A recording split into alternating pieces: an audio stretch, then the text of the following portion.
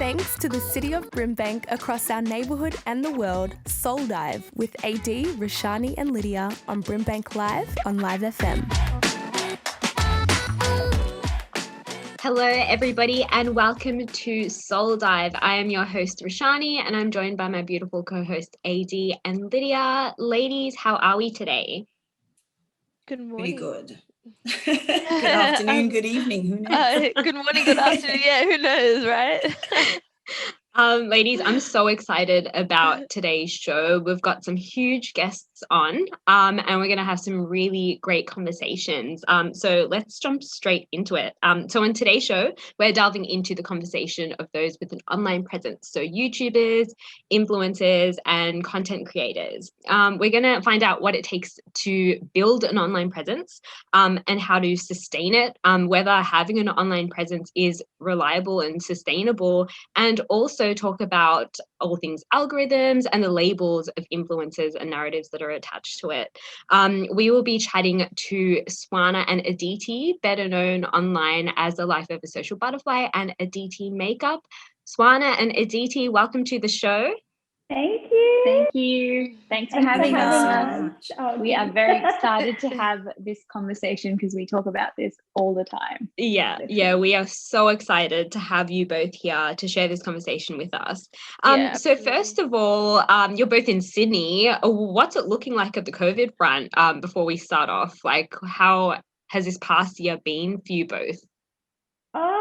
Well, I'll start, but touch wood, it's been like pretty good recently. I mean, you guys would have it really bad in Melbourne, but somehow, I don't know if it's luck, but we've had it under control here. Like it feels normal. The last few months have been quite normal. Obviously, before we transitioned from quarantine, that was really hard, but yeah, now it's all back to normal, I feel. Yeah, I think we obviously had it a little bit better than you guys, and I feel really bad because I feel like you guys went through so much, but we have been very blessed. I almost forget that there was a pandemic at times because things are pretty good. Like, I mean, yes, we've all been blessed to work from home, which is amazing, but yeah, things have been pretty good. Like, definitely, like, families are a little bit more anxious and things like that have changed. But other than that, things are looking pretty good. Touch wood. Yeah, and that's just, it's a testament to the fact that we're pretty blessed here, you know, in Australia. Like you said, being able to work from home is just such a huge privilege. So it's good to know that you guys are coping in this crisis, pandemic. Most states, it's business as usual, and I feel like Melbournians are like living with PTSD now. When are we going to go back into our next lockdown? Don't believe what anybody says. Just 5 days, no way. Like, we had it for so many months. So it's just this constant anxiety and just waiting for the next wave to hit or for our next long period lockdown. Yeah, absolutely. Right. We definitely cannot wait till we get to that COVID normal that I think most people are living within Sydney, for sure. So I guess we'll start off with a bit of a rundown as to what you both do creatively. Swana, do you want to go first? Yeah, sure. So creatively, I am a content creator. I am also a podcaster. I am also a YouTuber. I also host female empowerment events. And yeah, I'm just an advocate for issues that are very, very close to my heart, such as colorism and disability awareness. And run a lot of campaigns around taboo topics in the South Asian community, such as mental health, sexual abuse, etc., etc. Amazing. Aditi?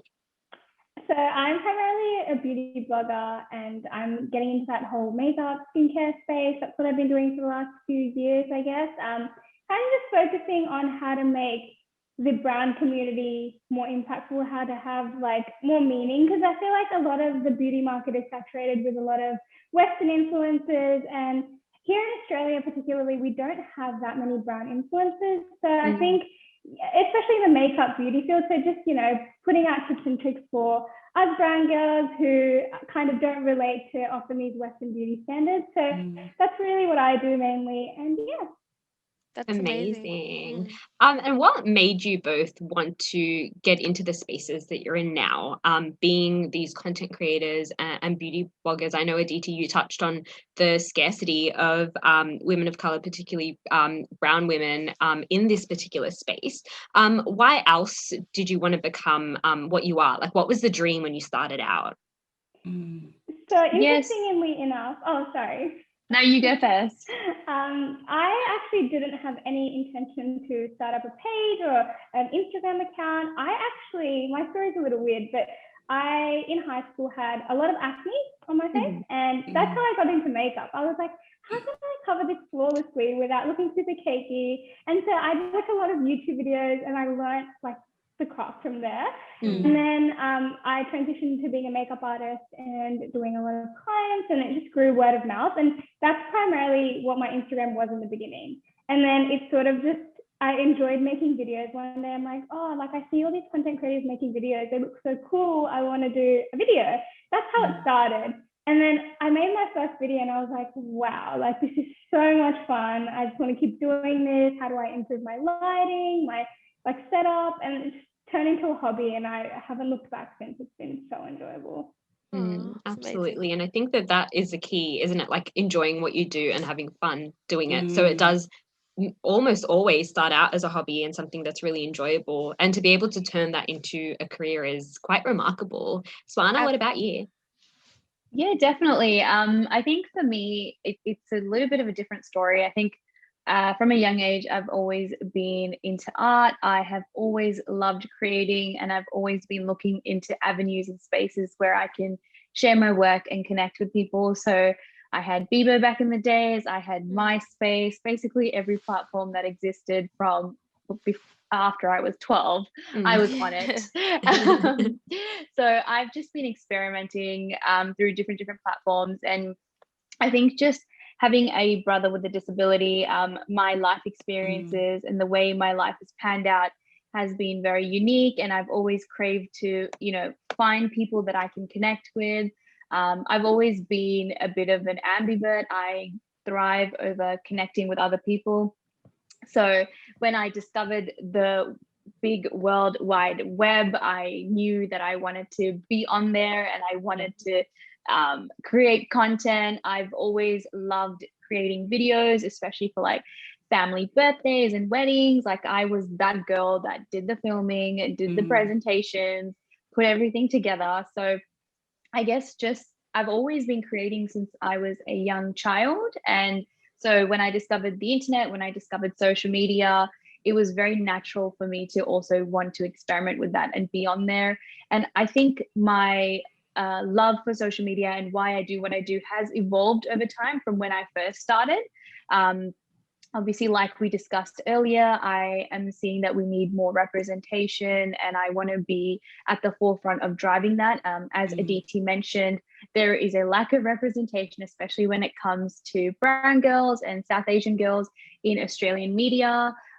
We want to be able to push brands to work with us and have more representation, because if we don't see ourselves in these products, we don't see ourselves on these channels, it really impacts your identity, your confidence. And doing what I do, I've been able to connect with so many people. Like Aditi and I, we became friends purely through social media. We did not know each other before this. And so we've been able to collaborate, create, we've been able to really bond and create lifelong friendships and relationships. And yeah, it's just been really fulfilling, and I don't see myself ever like exiting the online realm ever. I feel like I'm always going to be doing something on this space.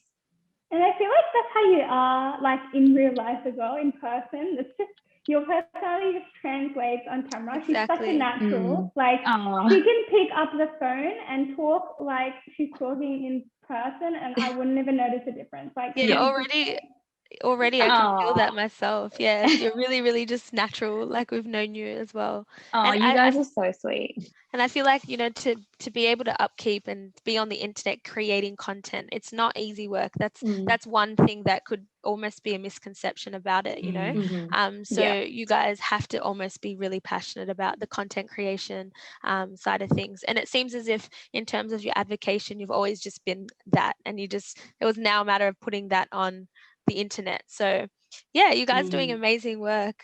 Thank you so much. And I feel really blessed to meet really genuine people. Like sometimes it's a hit or miss. Sometimes the people that you see online have a completely different presence in real life. So to be able to connect with people like Aditi, like it's really lonely to be creators in Australia, especially in Sydney. I can't speak for Melbourne.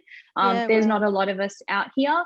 So to be able to connect with someone like Aditi, who is exactly what you see online as well, and she helps me so much with my journey with content creation, and we're both able to cross collaborate, is amazing. And I wish this for all creators, to be able to find people, like-minded people, because I really do believe in like the power of sharing resources and, you know, like building together. Absolutely. Yeah. And like Lydia touched on before, that being an online influencer or content creator, it's not easy. People go to school to study these things. So my question was, did you guys have any kind of formal training, whether it's in like the media aspect, in editing content? For Aditi, did you do makeup courses, or were these just natural talents that came out and that you've used and shared with the world? I think with me, I studied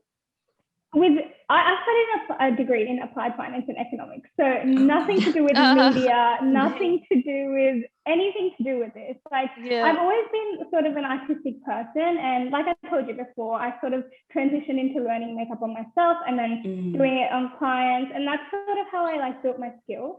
With video editing and the whole technology part of it, I really had to self-learn. Like YouTube is your friend. Like I learned so much stuff through YouTube in terms of lighting and cameras and like just everything. Like if you guys see my setup, I actually did a little DIY like a couple of months ago where I made my study room into like a beauty room. And like it was just all through YouTube and self-learning. I think the important thing is just trying things along the way. You're not going to find your solution in the first go. And like something that people need to know about content creation is that it's an investment. Like it's not just picking up a phone and filming yourself. I mean, that's amazing if you can do that and build a following and build an online presence. That's amazing. But often it's a lot more than that to be recognized by brands and to sort of have that engagement with your followers.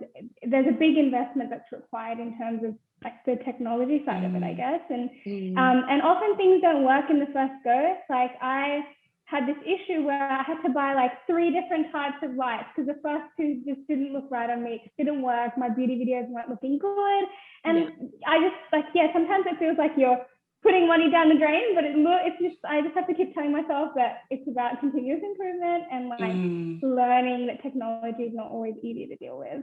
Yeah, definitely. You have to reinvest into your brand, I guess, and that brand eventually makes you money, and so it's all worth it in the end. But yeah, that's really good.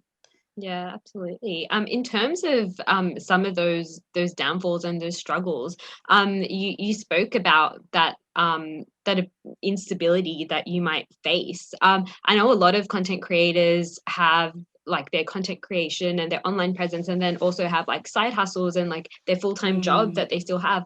What experiences have you both had in kind of having a full-time job or having another job that's helping to support you whilst you engage in creating your online presence, Swana? Yes, so I work full-time. So I work in the medical tech sector, in digital marketing / social media. So it kind of ties in some ways. Like I'm essentially always researching trends and always doing campaigns, but working in the med tech sector, doing B2B marketing is very different to what we do, which is B2C, and it's not like formal medically regulated stuff. But clearly that's my passion. So I absolutely love that I'm able to split my time. So working full time and doing content creation is actually very, very difficult, especially our jobs are never really 9 to 5. Like you're always up late and you're always like meeting deadlines and all of that stuff. But I'm really glad that I don't have to switch too much, because whatever I learn at work, I get to apply into what I do here on social media. So that's like the transferable skills is absolutely amazing. And things that I pick up through like other team members at work and like what are the current trends and like algorithm changes and running paid campaigns, all of that stuff I'm able to apply into what I do on social media. I do have an undergraduate degree in marketing, essentially. So it all kind of like ties into what I do. However, managing time can be extremely difficult, especially because with online content creation, you have to be very, very consistent and stay relevant and be up to trends and be able to adapt to all the like stark changes that's happening in the industry. And I don't think I'm in a space where I can do content creation full time. I'm not working on enough like paid stuff to be able to sustain myself. So I will probably continue to do the full time and work on my projects on the side and then see how things evolve from there. But I feel very blessed that I do have a full-time job. Just to share a little story with you guys. So we go on mandatory shutdowns for work from the 18th of December to like the 4th of Jan. And I was looking forward to it so badly. I was like, I cannot wait to not have work so I can wake up in the morning, you know, utilize our, you know, summer sunshine, create some awesome content, you know, pump out the TikToks, pump out the reels, and like just really go ham with the content creation. And then my family went to Byron Bay. Yes, I made like full use of that because I'm like, oh, when's the next time I want to be at a house in Byron Bay? Let me smash out content. And then I came back and I just could not bring myself to be consistent with content. Like I was so exhausted. I didn't have a routine because it's like a full-time thing. Like you don't have anyone holding you accountable. You don't have we don't have like agents or managers or teams behind us. Sometimes it doesn't feel like a job. And so you're just like, something tomorrow. And I ended up planting myself on the couch, scrolling through and planning ideas and never making it happen. Like I've got podcasts to film and edit and so much different content. And then work started again. And I found that I was way more productive when I had my full-time job because I had a set routine. I had to be up by a certain time. And that understanding that, hey, you know what, you actually don't have enough time. Your weekends are your time to create content. So you have to make it happen. And that's when my consistency picked up again. So it made me realize that for me personally, I can't be someone that can go do full-time content creation until I've got a team and I've got like a proper set routine and I've got funds coming through that can support me with my content creation. So I'm actually very content and very happy to be working full-time and doing this on the side. I feel like both of it coexisting like helps me do what I do. So that's kind of where I'm at the moment. Nice. And it's actually, like I have a whole story to tell about this because I actually was working as an accountant for the last 4 years at a mid-tier accounting firm. It was quite stressful. The job itself, I guess, was very demanding and it was very different to social media. Obviously accounting, like obviously Sparna has it kind of hand in hand. It's really good, but with me, my mind was like in two different spaces. And I think being like raised in an ethnic household, we're always taught that we should be busy and working hard and doing better. And I always thought that going full-time with social media was the lazy way. This was just a preconceived notion in my head. It's not true in any way, but I just like, you know, was managing so many things. I had uni, I had full-time work, and it was crazy. And doing this on the side. And at that point, I found that it was taking a toll on my mental health, like really like negatively. I was struggling at work because obviously, you know, if you have a routine plan for yourself, it's like you want to work 9 to 5:30 and then you want to get home. It was in the city, so it would take me an hour. By the time I got home, it was like 6:37 and I'd want to plan content and film and do things, but it's like so hard to put makeup on and sit there looking all cute and pretty after you've gone out and done a hard day of work. And the thing is, my mind was tired. Like sometimes I'd pull through and I'd film, and when I didn't film, I'd feel unfulfilled because it's like I was trying to do everything and then it wasn't working out for me. So I actually resigned my job 5 months ago, and it's the best decision I ever made for myself mentally, because this is what I love doing. Obviously, like Rona said, the financial aspect of it is the part which is like a bit, like you'd prefer to be working and doing social media at the same time. But luckily for me, I do have my business with clients in makeup, so that sustains me. And so that's going well. I can I use that for my mainstream of income, and obviously brand deals and working with brands is just like a supplementary thing. So it's going well. And I'm just happy that I left my full-time job for this. Sometimes it's leaving your job or just taking that uncomfortable step that leads you to more comfort later. Definitely. And I think she has a crazy routine too. Like she sticks to her routine. She wakes up, she creates content, does not need an accountability partner. She is amazing at it.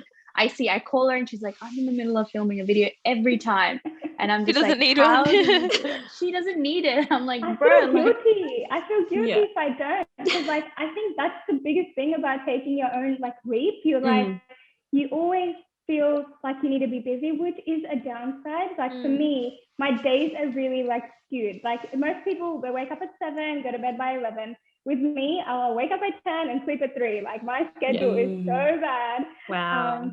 But it just makes me feel like I'm always doing something with social media. Like sometimes I literally have to tell myself, okay, you need a break. Just go do something a normal person would do.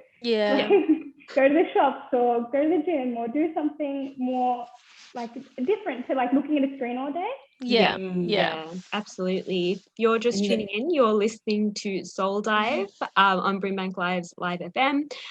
We are here with Swan and Aditi, better known as the Life of a Social Butterfly, and Aditi Makeup. Aditi. Yeah, you guys made a really good point, and I was talking to someone about this just the other day about holding yourself accountable and creating content or producing work that doesn't really have a deadline and is only as successful as you want it to be. Because I'm like you, Swan. I find it really, really hard to not have deadlines and timetable and a scheduled routine kind of set up by the world, by having to go to work and having to wake up at a certain time. If it's up to me, I'd be chilling all day, every day. I just wish money grew on trees. That's the only thing that's stopping me from doing that. Legit. So good I'd for be you, planting Aditi. a lot of trees. You plant those trees, Lydia. So you're gonna have to give us some tips and tricks on how to hold yourself accountable, really. What do you tell yourself? You said you feel guilty, so is it like a guilt-driven type thing? For me, it's always adrenaline that gets me going. It's when it's too late. It's almost too late. I mean, diamonds are made under pressure, so I mean, you're not wrong, AD. True. I sometimes I'm weirdly last minute. Like I told you, I will start my day late, but I will plan my content till about 3 p.m, and then I will do everything in one go. So when you say diamonds are made under pressure, I feel that, because weirdly enough, I do things last minute on my own timeline. Which is hard to explain, but I think that just with the accountability thing, I think if you don't do it, no one else will. And like Rona said, we don't have a team, we don't have people to help us. I'm literally my videographer, editor, content creator, all in one. Everything. Business partnership builder, get those collabs, everything. I think that's definitely I think something that people should really know, that it is so difficult and there's so much time and effort that's put into beauty bloggers and content creators putting work out. And I think that there's always this conception of it being, as you were talking about before, Aditi, someone just picking up the phone and just recording themselves, and people think that it comes easy, but there's a lot of planning that goes into this, and as well as that, there's things like algorithms that impact how things land and how your brand lands. Can you chat a bit about that and how that impacts your work, Aditi? Oh, I have a lot to say about the algorithm, because I hate it right now, especially on Instagram. They have a hate-love relationship. Actually, no, they just have a hate relationship at the moment. I will call for and I'll be like, oh my God, I spent 10 hours doing a video and it's reached 3,000 people. I'm so annoyed. I'm literally I do this like every 2 weeks. I'll call her and rant about it, and then like 1 hour later, I'll be like, I'm fine now. You have to get it out of your system. I'll be like, take a break, just get offline, like just don't worry about content for like 3 days. Give yourself a break. And then like 10 minutes later, she's pumped out a video, and I'm like, girl.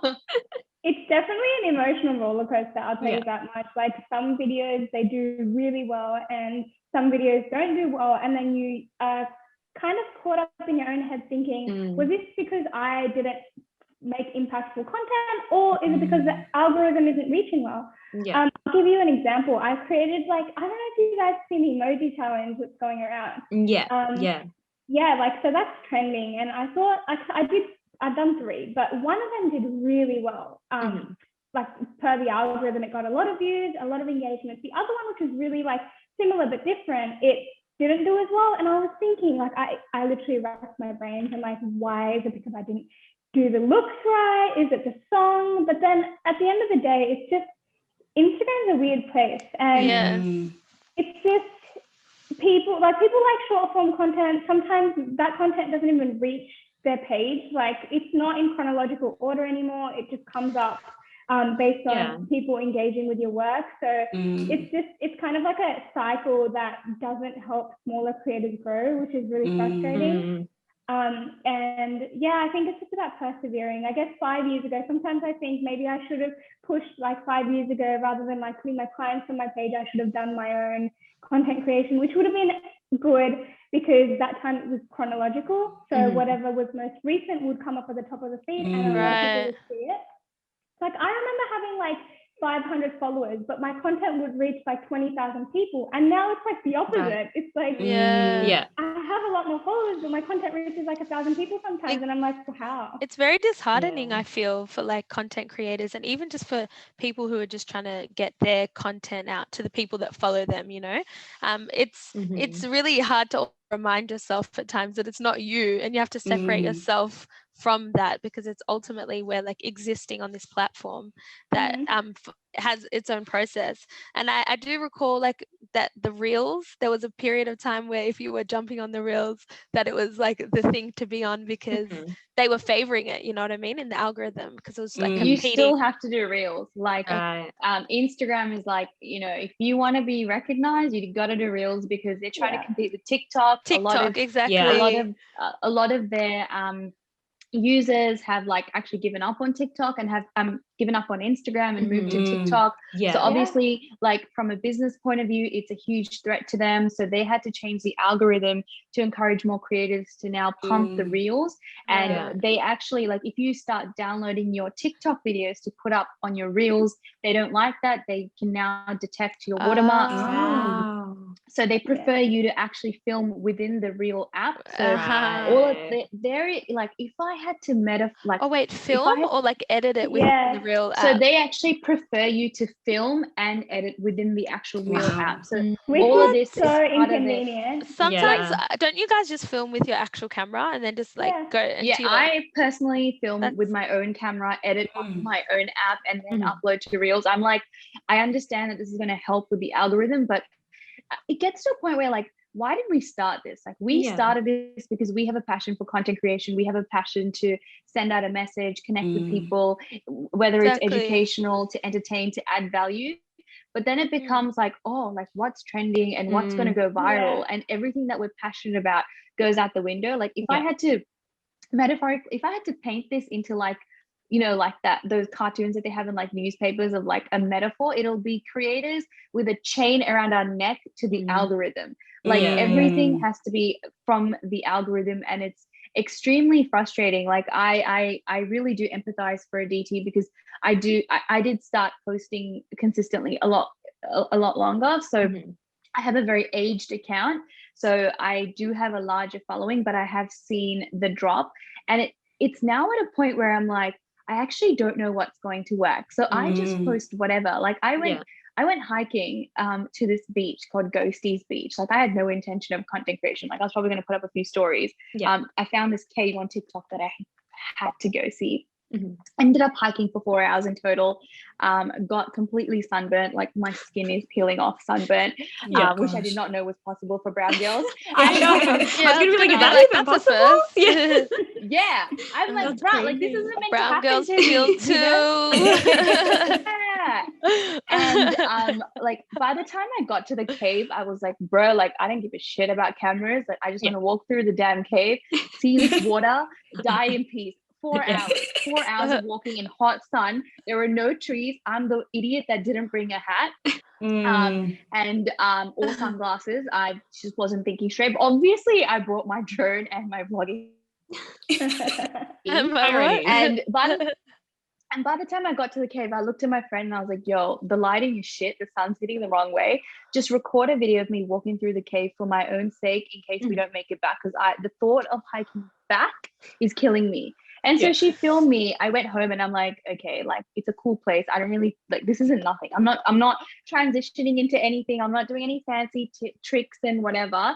Just record it. And I just put it up just because I thought people would like to see this location and maybe feel inspired to go check it out. And that video ended up getting 300,000 views. One of my like most highly viewed videos.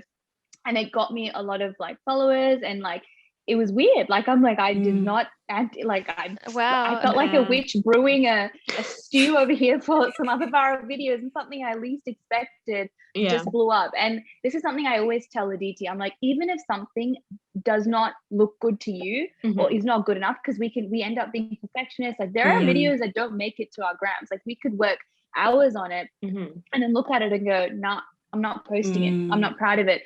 And I follow Gary Vee, and Gary Vee always talks about this. He's like, who do you think you are to determine whether your video goes viral? You have nothing to do with it. You just create the content, put it out. It's up to your audience to decide. So you have no right to be like, no, I'm not posting this or I'm not posting this. You create and you post, and whatever works is going to work and whatever isn't. And so I'm trying to be a little bit more easy on myself, and I try to like push Aditi to be a lot more easy on herself. Just like, don't ruin the experience, because the beauty is the consistency. Like there are a lot of people that are getting burnt out. Like if you look at, it's like a turtle and rabbit race. A lot of people that started as creators with me are no longer creators because either they fell into the trap of the algorithm and they're no longer motivated, or they fell into the trap of numbers and whether they're getting engagement or they're getting the followers and it wasn't motivating them, so they gave up and they don't exist anymore, and they were doing much better than I was. Whereas for me, I'm just like, I'm not giving up. I'm not letting any of this get in the way of doing what I love.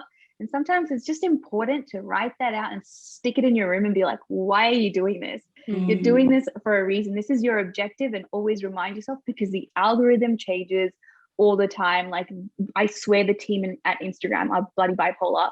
And be open to trying different platforms. Like I was talking to Roshani the other day. I was like, you guys need to get on Clubhouse. Like there are new apps and new platforms coming out, new algorithms. There's like, and you can cross promote.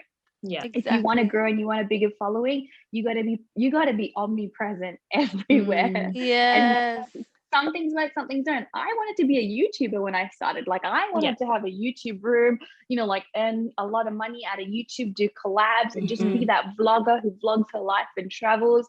And like YouTube was the dream, and Instagram was just me like trialing it out. But Instagram worked out better for me. YouTube now has like dust on my channel and I'm like trying to like resuscitate it back now. So you just don't know where your content's going to work. You've just got to be, you can't fall everywhere to the algorithm. You just can't. Instagram, like the platform like itself, almost calls you to perform on it, because it's very performative. If you're having to respond to an algorithm, then you're having to be performative, you know. So it's like with that you can get really burnt out if you're trying to respond to that. And I think it's really good that you've been able to identify it and then just keep doing your thing, because ultimately the consistency is what will get you there one day. And you're already there. Like what is there anyways, you know what I mean? That's like so that could be another question, is like, what's the ultimate goal? How do you know you've made it? Exactly. It's definitely not the numbers, because if it's the numbers, you're never going to make it. It's never ending. Like you're going to hit a million followers, and there are going to be people in your life that have 10 million followers, and it just goes on. And then one day you're going to find yourself, sorry to be ominous, on your deathbed, and you're going to be like, what do these numbers mean to me? Can I pay my bills with these numbers? Does it make me feel fulfilled in life having this like big account? Like, just to be really open with you guys, I do have like a relatively big following, and every time like my friends or family or like friends that I'm not super close with, but they're still my friends, reach out, they'll always be like, oh, like you always seem really busy, because they look at my stories and I've always got something going on my stories. And so everybody around me assumes that I'm always busy and I'm always occupied. Sometimes I feel actually extremely lonely. Like I've actually been battling with loneliness for like the last couple of weeks to months, because it just like there's like a perception of you online, and you know, you're trying to like strive for these like numbers and things, and what does that actually mean at the end of the day? Like, and that's why I think it's so important to like set out your objectives, and it shouldn't just be social media, like just in your life, and like what are your goals and what are your dreams and what's important to you. For me, like relationships are so important to me. So like I take a break. Like if I just want to hang with my friends, like my phone is away. Like I don't think about blogging it. I don't think about creating content. I just want to spend time with my loved ones. But yeah, it's definitely not the numbers. There's always a like a bigger dream or a goal. Like either we want to start a line, or we want to, you know, like fight with brands for more representation, or we want to be able to speak up more on a topic. Like I feel like if I didn't do what I did, I wouldn't have connected with you guys or done even the colorism interview and like talked about something that I feel so passionate about. So I think as content creators, it's always really important to like really flesh out like almost like a business plan. Like what's the objective here? What am I trying to achieve from this? Yeah. Definitely. And also I think, that work-life balance is so important. Like when you're a content creator, you feel like you have to be on the go all the time. Your life is a job. So you have to really take a break when need be, and recognize when, you know, it's time to put that phone away and just be super present. And there's work time as well. Yeah, absolutely. Yeah, definitely. If you're just tuning in, you're listening to Soul Dive on BRIMBANK Live's Live FM with Roshani, AD, and Lydia. And we are joined by Swana and Aditi, who are known online as a Life of a Social Butterfly and Aditi Makeup. Ladies, I guess you've really painted out, I guess, the nuances of being an online creator. I'll talk a little bit about how it is in the online community with other people. Is there a competitive nature to what you do? And do you think other influencers that you connect with do kind of think that because you are kind of battling with the algorithm and there are people doing you in other spaces as well?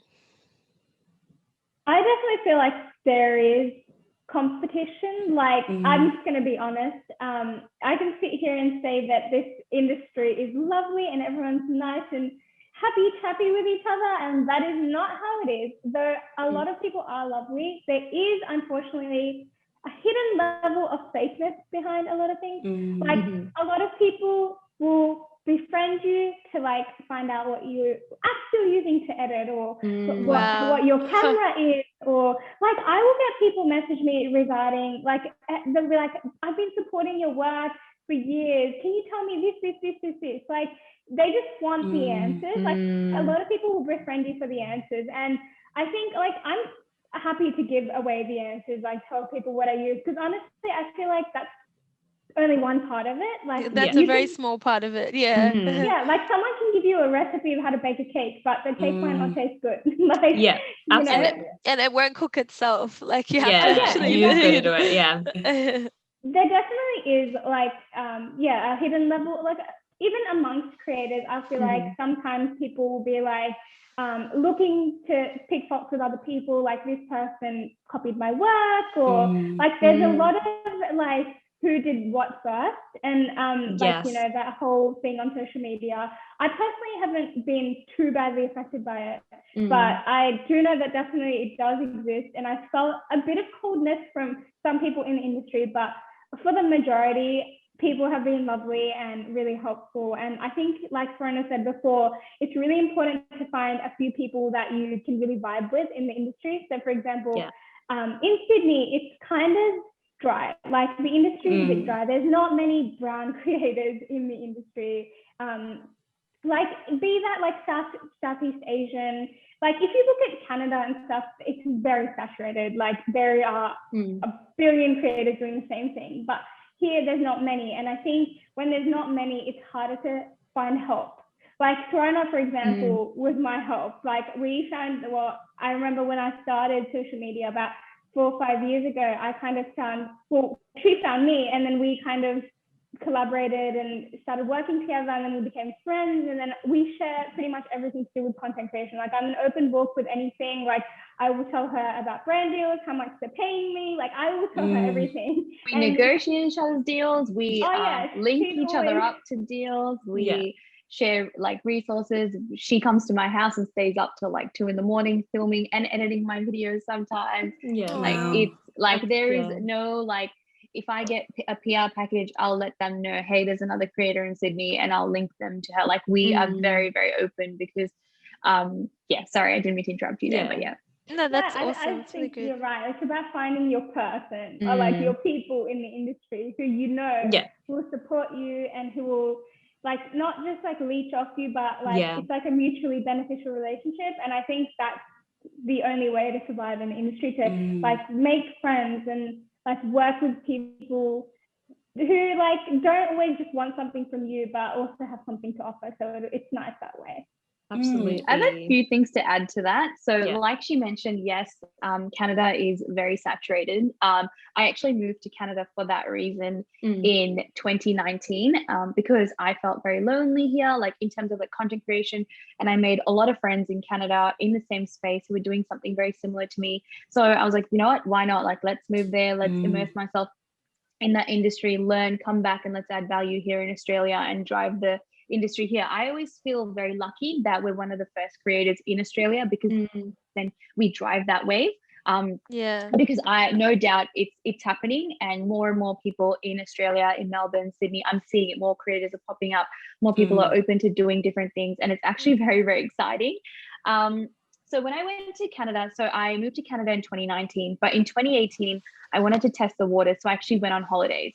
And when I went on holidays there was so many creators I wanted to meet, but I was only going to be in Toronto. So it's mainly the Tamil community that's like really huge. I think there is a huge Indian community that do creation as well, but there's a lot of Tamil creators there that I wanted to connect with. And so I connected with a girl called Dia, who is like one of my like really close friends now. She goes by the name Dia Kanesha, and she's like a lifestyle, home decor, beauty, makeup sort of blogger. And we connected, and she was saying how like maybe we should host like an event because I'm not going to be able to meet all the creators in one go. So we hosted a female empowerment event. We started it and we called it Aspire to Inspire Garden Party. And we basically invited all these different creators. No one knew who was on the list because we individually emailed everyone. It was very daunting because no one knew who else was invited. And we brought everyone together, and something really, really crazy and life-changing happened. So a lot of these creators live in the same city. They live in the same suburbs. They're all doing the same thing. They all like, I see them hype each other up. Like it's a community, like it's a bubble. Like this South Asian creators, we're all in this little bubble. We all follow each other. We all see each other's content. Doesn't matter what countries we live in. And so they all live in the same city. They all live in the same area. They all create very similar content, but they've actually never met in person. And it was really interesting because I got to sit in on some of the conversations that went. So we planned like an agenda where we got everyone to sit next to someone and they had to introduce the other person. And it was so amazing to see how they were complimenting each other. They're like, I love following you. You've changed my life. Like you inspired me to start my business, etc., etc. And it was amazing. It was magical. Wow. And beautiful. like I was on the biggest high because I'm meeting people that I've followed for years. And there was a conversation happening between two creators. So they're both makeup artists. And one of them was like, oh, I've always wanted to reach out to you. I've always loved your content. And I used to compare my content to yours and I could never get it up to your lighting and your editing and your standards. But I never had the guts to reach out to you because I never thought you'd tell me what you use. And she looked at her and she's like, are you an idiot? Like I would have happily told you exactly what I use. Why didn't you reach out to me? Why didn't you try? So that was one incident that happened. Those girls are like best of friends now and like have collaborated, and we're all like one group and it's amazing. And then there was another conversation where she's a singer, and she was talking about how she feels really lonely as a creator who's in the singing space, because there's not a lot of them, and how it's predominantly dominated by males, and how like she's always been put down and denied opportunities and things like that. And we were like, can you just imagine a room full of like 30 girls who are all creators, and we're like, what, like, we'll shout out your album, like we'll share it, like you tell us. And it was just really interesting. There were so many conversations with so many creators. They would be hyping each other up in the virtual world, like, wow, you look amazing, you look beautiful, love your video, but they've never had the confidence to meet up in person and connect, because they thought that, oh, they wouldn't share their resources with me, they wouldn't tell me anything. And I remember they were like, wow, it took a girl from Australia to come and bring us together. And it was really interesting, because sometimes we assume things, like we assume that someone's not going to share their resources. Sorry, did I get cut out there? We assume that someone's not going to share resources. We assume that someone's jealous of us, or we assume that they're competing with us. And sometimes you've just got to let go of all that and actually try and connect. Like, you have nothing to lose by reaching out. And also don't compare your following, because when Dia and I met and we hosted this event, like I was at like 10,000 followers or whatever, and she was at like 50K or whatever. And if she had looked at that and thought, well, what do I gain from her? Like, she doesn't have a big following. We wouldn't have hosted the empowerment events we did. We wouldn't have hosted that event that brought all these creators together. So many collaborations grew from that. So many friendships came from that. Some of my like lifelong friendships came from that event. I've traveled to Bali with those girls. We hosted two female empowerment events in Toronto, one in Malaysia and one in Sydney. Because we didn't look at that. We didn't look at our numbers. We didn't look at, oh, like you get more engagement than me. We didn't look at, same goes with Aditi and I. Like, Aditi and I do something completely different. Like, she's in beauty and makeup. I do something very different. I could look at it and be like, what value is the whole audience going to add to me? And she could see the same with me. But it's not about that. It's like, we forget that the online world is just an online world. Like, it's so important to connect and meet in person. So I think I'm in a very niche industry, like, because I don't really do like the beauty and the makeup. So I don't really feel like anyone is competing with me, and I try not to see that when I look at other people. Like, I'll try to share as much as I can, whether I get it back from them or not. Like Aditi said, like, you don't really have anything to lose. It's just your resources. Like, you are you, and people follow you for you. And no one can truly replicate that. I just think it's so important to collaborate. Like, you're just there. If you get to the top and you're alone, it's so lonely. Like, you want to be able to uplift everyone. Like, I want the Australian community to like do well, so that we can share resources, and more brands want us to come to PR events and want to put us on billboards and want to work with us and ask for our opinions on products, new product developments. And just like, you know, if it's just one of us, we're just like standing there like a sore thumb, and we're not heard. Whereas if we support each other, like, it becomes a full-blown industry. Like, in Canada, you can go outside and be like, collaboration, and like, people will run at you like, you've got a videographer, you've got a guy ready to jump off a helicopter with a drone, you've got you've got a girl to paint, you know. I'm telling you, like, you can just sit there and they will do everything for you. Like, it's insane. Whereas here, like, I feel like I have to like beat my chest and like beg and be like, is there anyone out there, like, anyone want to collaborate on video or photo? Like, Aditi and I talk about this all the time. So like, I think it's so important to just like let go of your insecurities, meet up for coffee, see how you can add value to them and how they can add value to you. But like she said, some people can be, unfortunately, leeches, and that comes down to just your insecurity. But just be open. The more you share, the more people will be willing to share with you, and you grow together. Absolutely. Totally, and I think that what you were saying there, Swana, that like passion will always connect with passion, even though people might be doing completely different things in different spaces and creating different content. It's about, you know, that at the end of the day, people doing what they love because they love it. And it's not about the numbers. It's not about the views. And I think that that's really important, and being able to collaborate with other people, because you never know when you'll be able to give someone that shout out that can give them their next gig or their next job, or link them or get them networking with someone that can really like make their career blow up. So I think that's so important. And it's really interesting of seeing how these spaces work differently in different countries, like having Canada think of content creating in such a different way to Australia, because you wouldn't really think that they're all kind of similar in like Canada and Australia and also like the US, people doing all of this work, but it does land quite differently and people collab very differently as well. That's right.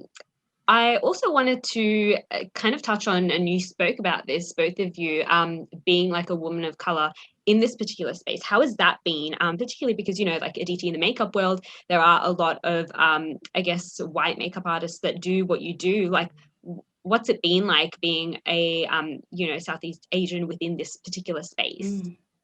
I think that we do have an advantage in a weird sense. I think our culture is our advantage. Like we have a lot more to give in a certain way. Like we can do cultural makeup looks. We have so many like festivals that we dress up for. It's crazy how like much we can give.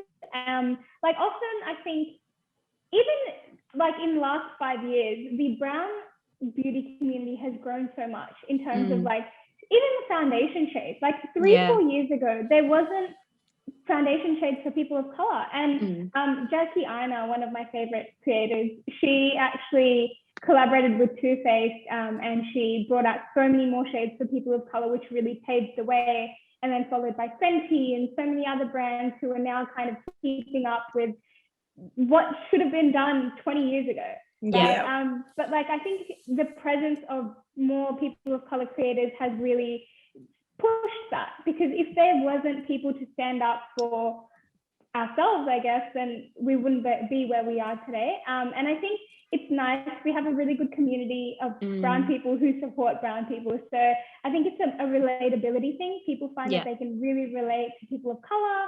I sometimes find that too. Like I definitely feel like I can relate to people of color than more non-people of color. Like if I see an Instagram page, it's just like the family structures, it's just how you're raised. Like it's just a lot of things that you can relate to. And it's nice to sort of be able to have a platform to speak about things which relate to you as well. Like the recent issues with the farmers protest in India, for example. Like I have had the ability to speak up on that on my platform, which is like something that I probably wouldn't have been able to do without a platform. And I think it's because there's so many brown people supporting brown people on there, we have a capacity to raise our voice. So even, the issues in Sri Lanka right now with like groups of Tamil people getting discriminated against, Civil war, exactly. Like we have so much to say because we have people to support us, I feel. And I think that in a way that's the pros of it, but it's also hard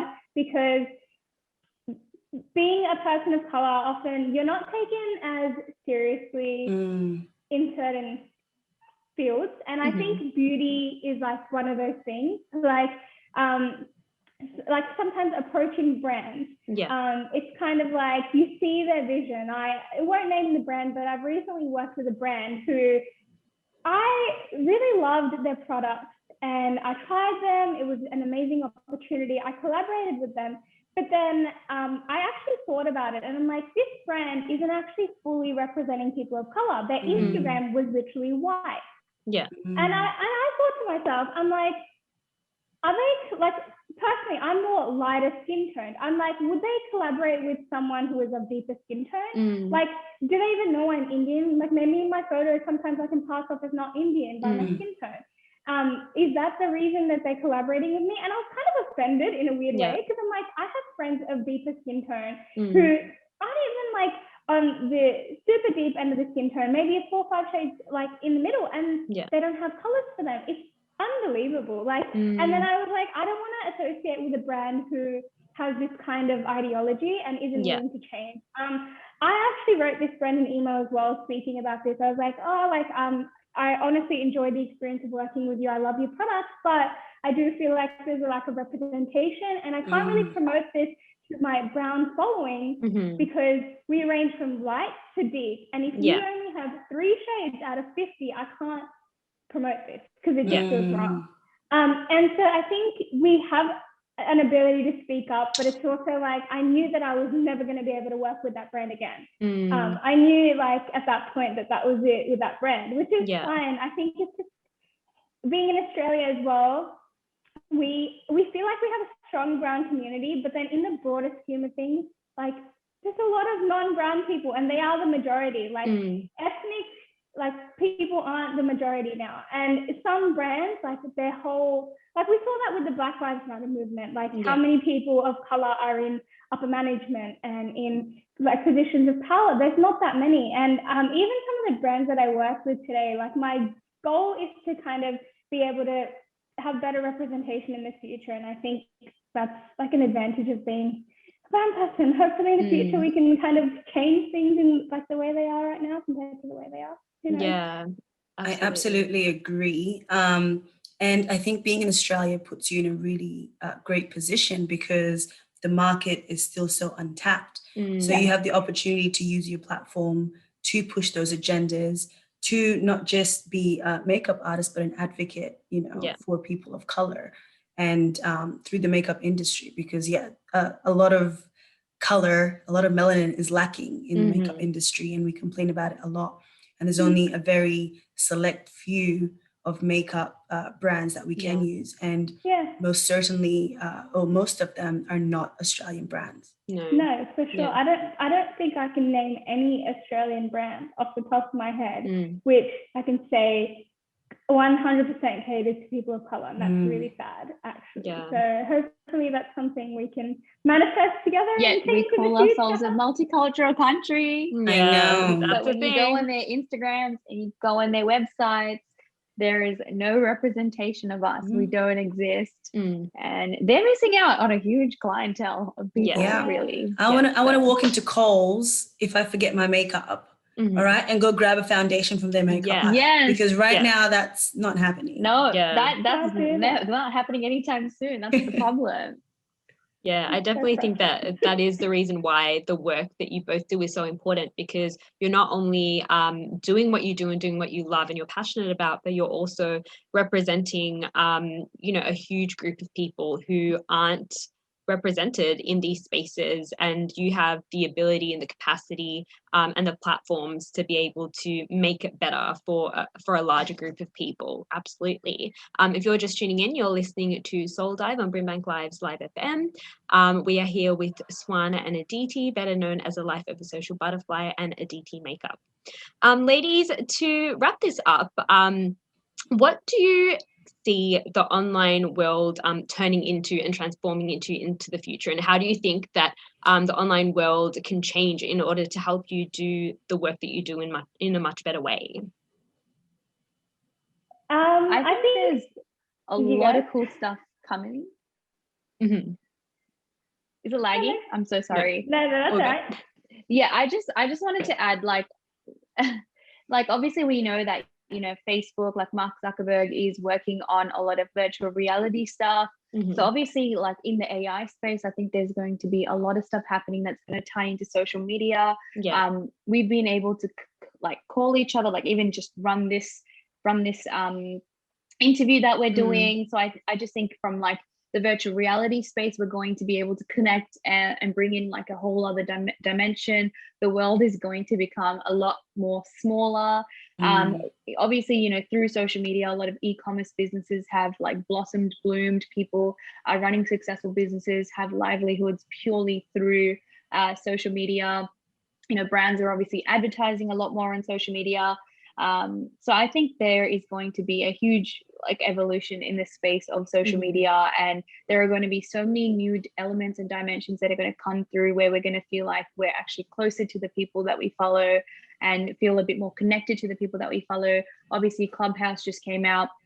Like it surprises me, because if you told me to create a social media app, I would never think about taking out the element of video and pictures. Like I think, well, we're very visual human beings, but Clubhouse is blowing up. It came out like last year in April, and it's killing it, and it's purely voice, and like it's real voices behind everything, and it's very instantaneous. It's a purely live app. It's not pre-recorded. So I think a lot of social media is going to be like, things are going to be more live interactions, and having access to people that we never thought we would have access to, feeling like we are in the room with some very successful people, feel like being able to connect with them, ask them questions. It doesn't have to all be in person. You can be all the way in like India, and be able to connect with someone all the way in Australia, and like, like start businesses and ideas together and fuse ideas together, and like you don't have to feel limited by your geographical location when it comes to content creation and the space of content creation. So I'm really excited to see like virtual reality like really enter this space, and how that's going to like evolve things and change things up. Yeah, absolutely. Aditi? I think it's also like it keeps it more real, like with Clubhouse especially. The fact that it's just voice and not video and photo is just so real and nice, because you're not always putting out your best self. Like obviously you're not going to edit your voice, and well, who knows what the future holds, but you're not going to face tune your voice to make it sound better. Like it's just so pure and natural and real, and it can't really be misinterpreted. I feel like with Instagram and like all of that, it's kind of like there's like an element of like artificialness, and I guess that's got to be eliminated, where everyone's more raw and open on a platform, and like less haters, because like with Instagram you can make a fake account, and you can make a fake username, and you can go out there and spew hatred to people because they're never going to find out who you are. Whereas with like something like Clubhouse, the app that connects to your mobile phone, like you have to input your mobile number to start the account, and it's your voice. So you say something, and like people don't have the guts to say things with their voice. They're keyboard warriors. It's very easy for them to tap away, and also like tones get misunderstood. Whereas Clubhouse is like this whole space for like professionals, people, entrepreneurs, and people that want to connect with like-minded people, and like really connect and like build friendships. And I really like that. So I'm hoping to see, like as Aditi mentioned, like for social media to get rid of the whole like being someone you're not, and being able to say things that you wouldn't say to someone to their face. And even just not having to show your face removes the pressure of having to show up and show out. And when you do have this pressure of having to look a certain way, then you might start acting a certain way. Whereas, you're sitting on your couch, you're saying what you have to say. It's super relaxed. No one can see you. You can actually have the ability to sit and think without all that extra pressure of how you look and come across as well. For sure. I'm really excited to see how the online world shifts and changes. And I think that also during COVID, it's changed a lot, and people have jumped on particular platforms and have utilized these platforms. And I'm really excited to see those transformations happen, and then see you ladies be part of those transformations as well. Before we wrap up, do you guys want to plug your Instagrams and your social media accounts so our listeners can follow you all? Let's start off with Aditi. I am Aditi Makeup on all my socials, Instagram, YouTube, TikTok. So I sound like an ad, but just sort of follow me, guys. Get it, girl. And Swana? I wish I did the same as her, but I'm all different names. So predominantly on Instagram and YouTube and Facebook, I am the Life of a Social Butterfly. I have a podcast that you can find on Apple and Spotify, which is called the Social Butterfly Effect Podcast. On TikTok and on Clubhouse, I am TLOAS Butterfly, because my username was too long. So yeah. I love it. You're spicing it up for like your followers. So keep them on their toes. Keep them on their toes. I could be the Life of a Social Moth tomorrow. I love it. Well, ladies, thank you so much for engaging in this conversation with us. We have had such a thrill having you both as part of this and on our show, and you definitely have to come back next time, and we can continue some really great conversations. Yes, please. I want to see what those AIs do for you. Yes. Oh my we goodness. need to connect in person. We're in the same country, so hopefully we're in the studio together. Yeah. And we can talk about so much. And both of us are really keen to see you guys join more platforms and definitely get on Clubhouse, because you're also amazing creators and you're doing such an amazing and fantastic job. So like, I would love for all of us to like be on the driver of like really driving this industry in the women of color space. Amen. Yeah, absolutely. Manifestation times. Yeah. Yes. Thank you so much, Swana. Thank you, Aditi. Thank you so much, guys. Thank you for having us. With thanks to the City of Brimbank across our neighbourhood and the world, Soul Dive with AD, Roshani and Lydia on Brimbank Live on Live FM. Welcome back to Soul Dive. I am your host Roshani and I'm joined by Lydia and AD, my co-hosts.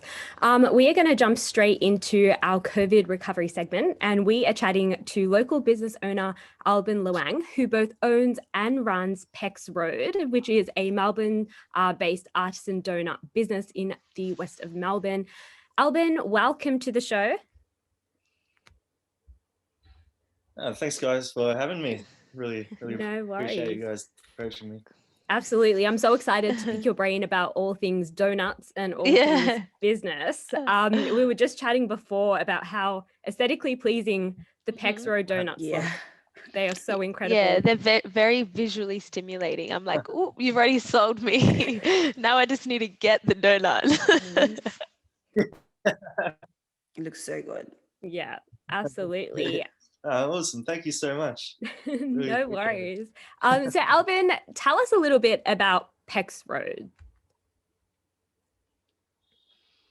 Yeah. Peck's Road is basically our little donut business and everything. So it kind of basically, the whole inspiration from it, what inspired me pretty much stemmed from like my perspective and relationship with food.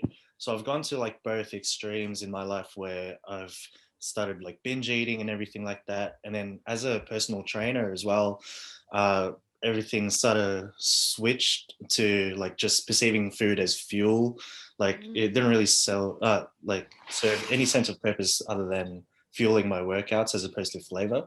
But then as I transitioned into being a chef and everything, I started to like really appreciate food a lot more, a whole other way and stuff. So I saw it as more as like something that really brought people together and really made people happy. And so I wanted to share that kind of happiness and joy in the shape of a donut.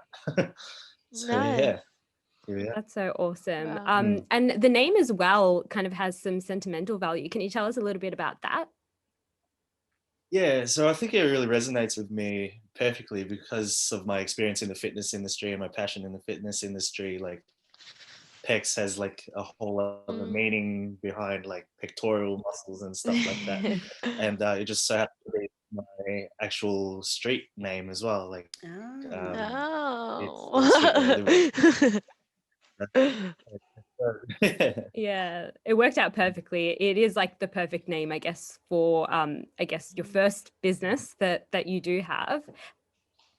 Can I just say I'm jealous that you get to eat all of these decadent foods and then go and personal train. Like you've got the best of both worlds. Yeah.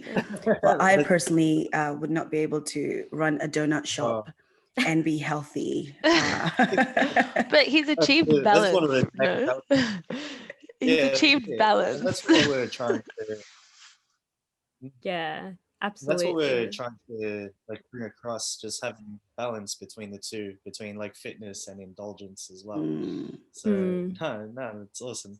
Yeah, like you said, it is really challenging because I have a huge sweet tooth myself, but like I've been smashing donuts and stuff for market research, of course. So. Of course, yeah. It's all for the sake of business, isn't it? That's it. Well, if you need any help taste testing, So, I'm here. I'm here too. Any new flavors? So with your business, you launched last year, didn't you? Like, what was it like building a business and then launching during a pandemic?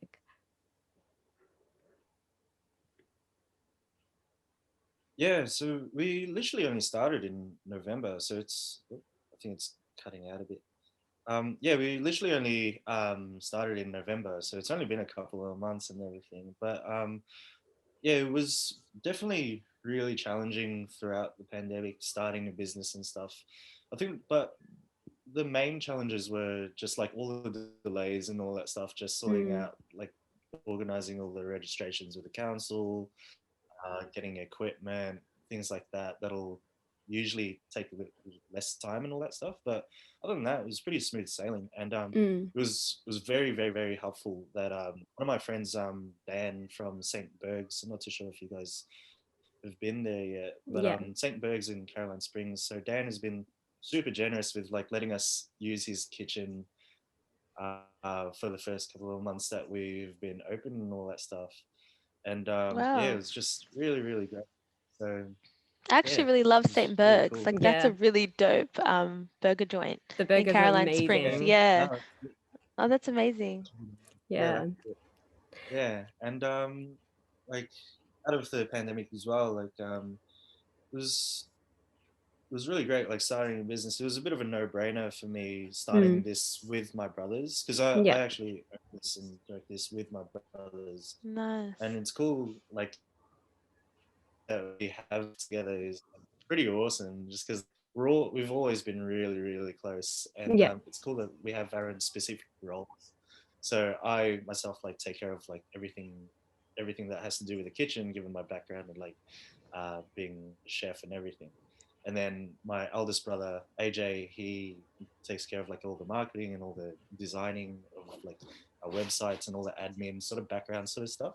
And then Arby, my middle brother, takes all the like content creation. So he's the one like taking all those beautiful photos and creating all those videos and all that stuff on our Instagram. So yeah, it's pretty cool like how everything just like intertwines with each other. Yeah, absolutely. And I think that's what makes your business so great, that it is kind of family run, and you do have like your family members involved in the process of building it and creating the donuts that you make. And obviously, COVID gave you that innovation to run things straight from online, like without a shop front. Has that been difficult, or would you say COVID has made it a lot easier to kind of run that kind of business?